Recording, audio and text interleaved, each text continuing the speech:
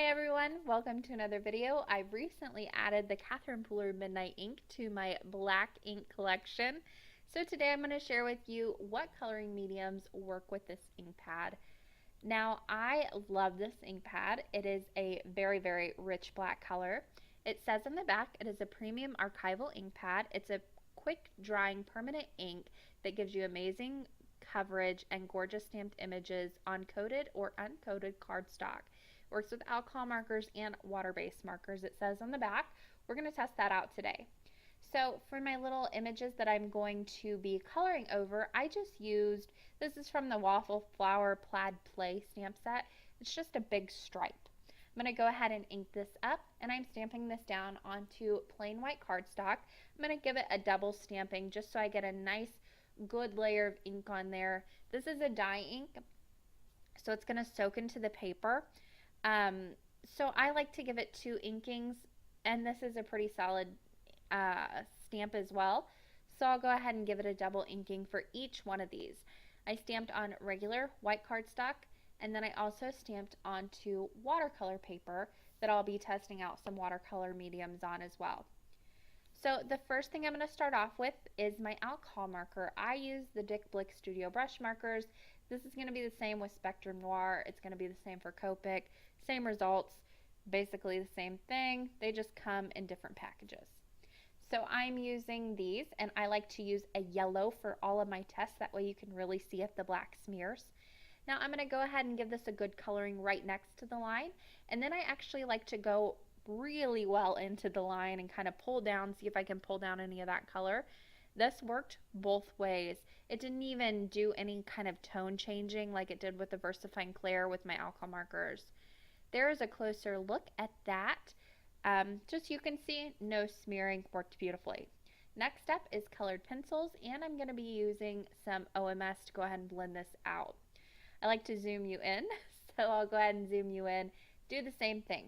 I'm going to go ahead and use a yellow colored pencil. These are Prismacolored pencils. I like to go right next to the line. Then for this one, I'm going to go into the line a little bit. Use my OMS, really get in there, blend this color out, try and pull some of that color down. But again, this worked beautifully. It didn't even change the tone. It didn't pull any color down, didn't dull the color at all. It worked beautifully. There's a closer look at that little test so you can see that it worked just fine. Next up is my chalks and my Dove blender pen.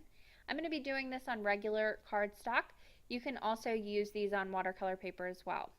So I'll go ahead and use a yellow chalk here. I like to go right next to the line, and then I'll do really into the line well and pulling down that color. Again, this worked beautifully. There was no smearing at all.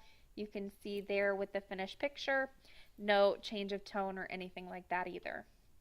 Next up, I'm going to be doing some ink blending. Now for these, I used the Catherine Pooler inks. This is Shea Butter. It's a nice yellow color. So I'll go ahead and blend right over the top of that. Now this looked to me like it might have been pulling the color out, but then I gave it a closer look and it didn't. I don't know why I thought it was in the beginning, but I kind of took a step back, but it worked beautifully with that. I also at the end went ahead and added a little bit of water just to show you that these inks also, not the midnight ink, but the regular colored inks from Catherine Pooler, they react with water. So I just wanted to give you that option as well. There's a closer look with the ink blending on regular cardstock. I also wanted to do it on watercolor paper to see if I got a little bit of a different outcome with the different paper types, but again, this went on smoothly. These blend just as well as Distress inks.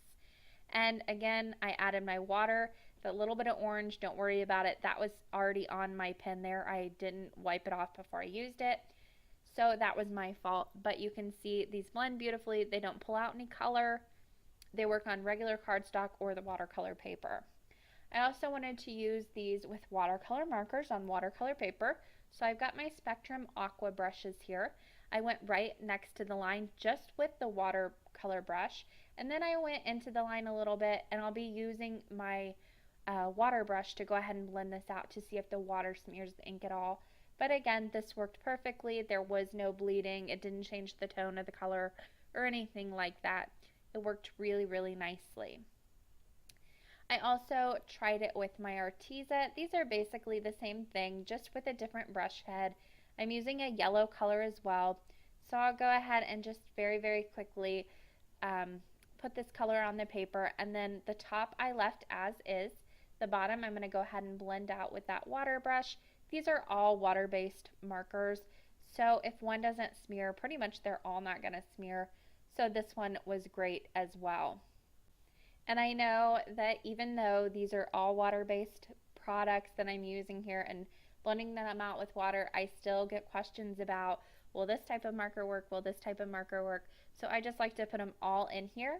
That way you can see it for yourself that they do work.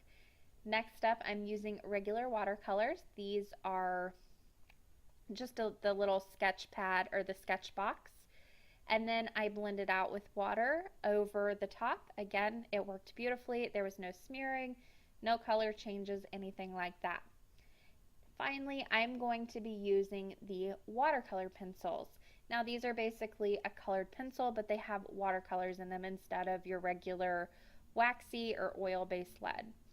I went ahead and scribbled some color on right next to the line. Then I used my water brush to blend that out. Now I wanted to go ahead and pull color straight from the brush tip. I added that on there with quite a bit of water to get a more diluted color. Really went into that, tried to pull some color down, but these worked beautifully.